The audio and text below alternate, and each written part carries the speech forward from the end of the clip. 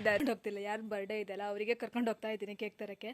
ಒಬ್ರ ಹತ್ರ ಹೋಗಿ ಗಾಡಿ ಮೇಲೆ ತಗೊಂಡು ಬರ್ಬೇಕಂದ್ರೆ ಕೇಕ್ ತಗೊಂಡು ಬರ್ಬೇಕಾದ್ರೆ ಇಲ್ಲಿ ಬೇಕ್ರಿ ಚೆನ್ನಾಗಿತ್ತು. ಒಂದು ಅವ್ರ ತಂಗಿಗೆ ಆರ್ಡರ್ ಮಾಡಿದ್ದು, ಈ ಒಂದು ನಾನು. ಇದು ನನ್ನ ಐಸ್ ಕೇಕು. ಈಗ ಫ್ರಿಜ್ಜಲ್ಲಿ ಇಡಬೇಕು, ಇಲ್ಲ ಅಂತಂದರೆ ಅದು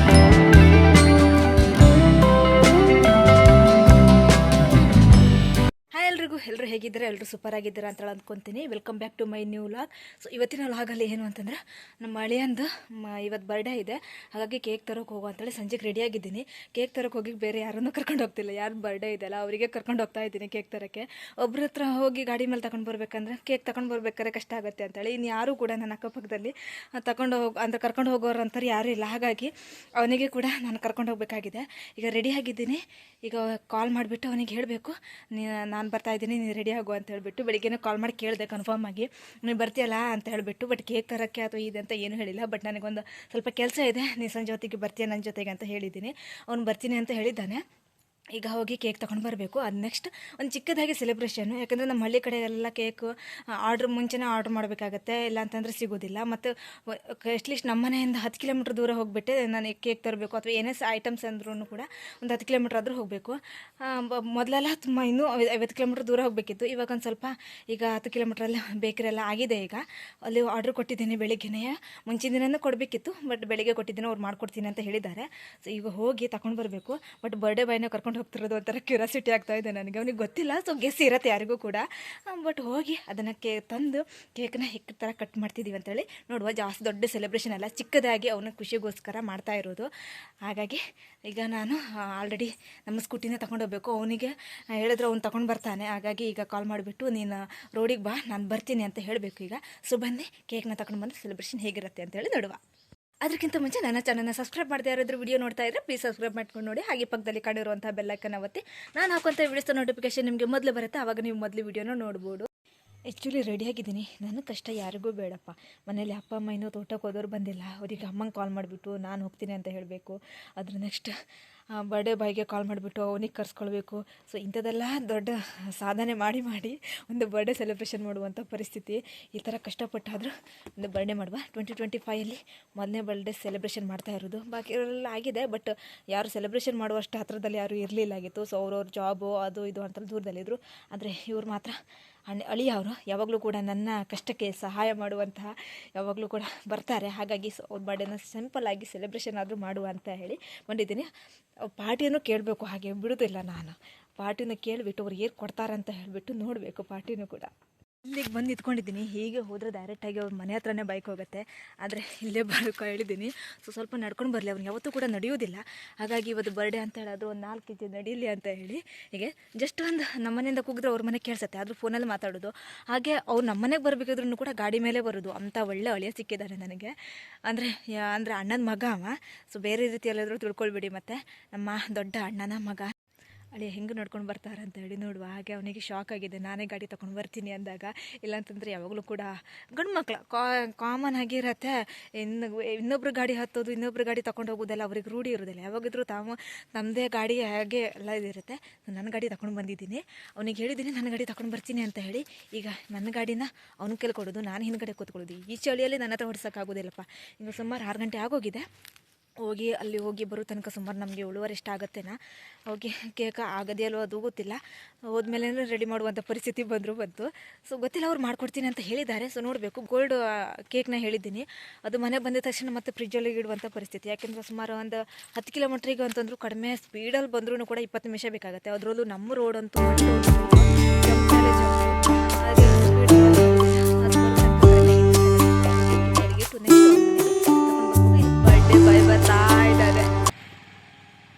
ನಡ್ಕೊಂಡು ಬಂದೆ ಅಪರೂಪಕ್ಕೆ.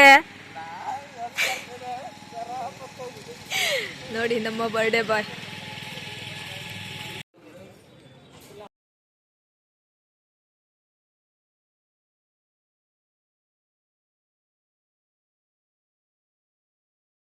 ಕೇಕ್ನ ತರೋಕೆ ಬಂದಿದ್ವಿ. ಹಾಗೆ ಬೇಕ್ರಿ ಪಕ್ಕನೇ ಗೋಬಿ ಅಂಗಡಿನೂ ಕೂಡ ಇತ್ತು, ಹಾಗೆ ಎಗ್ ರೈಸ್ ಅಂಗಡಿನೂ ಕೂಡ ಇತ್ತು. ಹಾಗೆ ನಮ್ಮ ಅಳಿಯ ಎಗ್ ರೈಸ್ನ ಆರ್ಡ್ರ್ ಮಾಡಿದ್ರಾಗಿತ್ತು, ಅವ್ರ ಫ್ರೆಂಡ್ಸ್ ಎಲ್ಲ ಬರ್ತಾರೆ ಅಂತ ಹೇಳಿ. ಹಾಗೆ ಗೋಬಿನ ತಗೊಂಡು ಬಂದ್ವಿ. ಕೇಕ್ನ ತಗೊಂಡು ಬಂದ್ವಿ. 2 ಕೇಕು, 2 ಕೇಕ್ ತರೋಕ್ಕೂ ಕೂಡ ಬರ್ಡೇ ಬಾಯ್ನೇ ಹೋಗಿದ್ದಾಗಿತ್ತು. ಒಂದು ಅವ್ರ ತಂಗಿಗೆ ಆರ್ಡ್ರ್ ಮಾಡಿದ್ದು, ಈ ಒಂದು ನಾನು.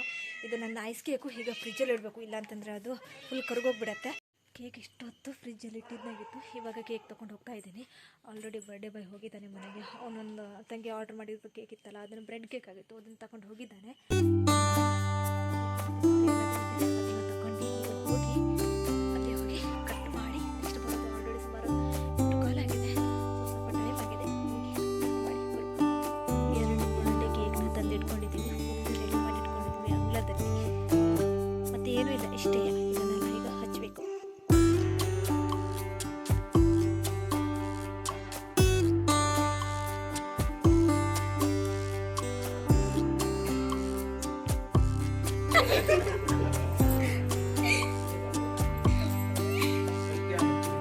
ಯಾವುದಾದ್ರೂ ಹಚ್ಚು ಮರೆಯ, ಸಣ್ಣ ಮಗು ನೀನು. Happy birthday to you, happy birthday to you, happy birthday to you Nithyananda, happy birthday to you. Dance ಮಾಡೋ.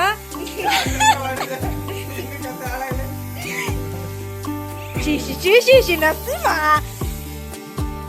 ಯೋಲ ಅಯ್ಯೋ ನಿನ್ನ.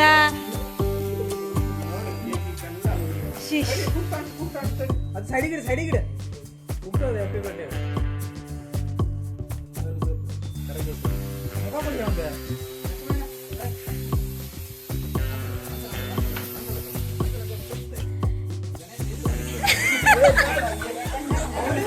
ಒಳ್ಳೆ ಬಾಯಿಗೆ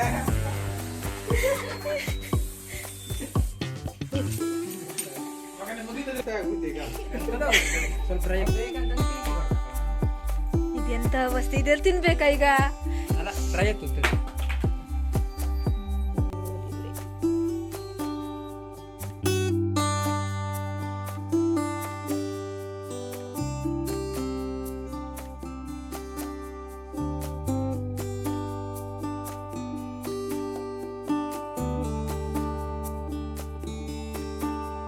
ಬರ್ಡೇನ ತುಂಬ ಸಿಂಪಲ್ಲಾಗಿ ಕೇಕನ್ನು ತಂದು ಮಾಡಿ ಕಟ್ ಮಾಡೋದು ಅಷ್ಟೇ ಆಗಿತ್ತು. ಇವನು ಫ್ರೆಂಡ್ಸಿಗೆಲ್ಲ ಕರೆದಿದ್ದಾಗಿತ್ತು.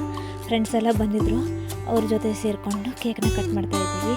ಜಸ್ಟ್ ಏನಿಲ್ಲ, ಕ್ಯಾಂಡಲ್ನ ಹಚ್ಚಿಬಿಟ್ಟು ನೆಕ್ಸ್ಟನ್ನು ಕೇಕನ್ನು ಕಟ್ ಮಾಡಿ ಕೇಕನ್ನು ಎಲ್ರಿಗೂ ತಿನ್ನಿಸಿ ಆದಮೇಲೆ ಸಪ್ರೇಟಾಗಿ ಕೇಕ್ ಜಾಸ್ತಿ ಇರೋದನ್ನೆಲ್ಲ ಎಲ್ಲರೂ ಕೂಡ ಮಾಪಾಲು ಮಾಡಿಕೊಂಡು ಯಾರ್ಯಾರಿಗೆ ಬೇಕೋ ಅದನ್ನು ತಿಂದ್ವಿ. ನಾವು ಯಾವುದು ಕೂಡ ವೇಸ್ಟ್ ಮಾಡಿಲ್ಲ.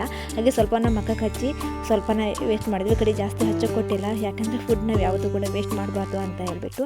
ಸೊ ಇವ್ರ ಅಮ್ಮ ಕೇಕ್ನ ತಿನ್ನಿಸ್ತಿದ್ದಾರೆ.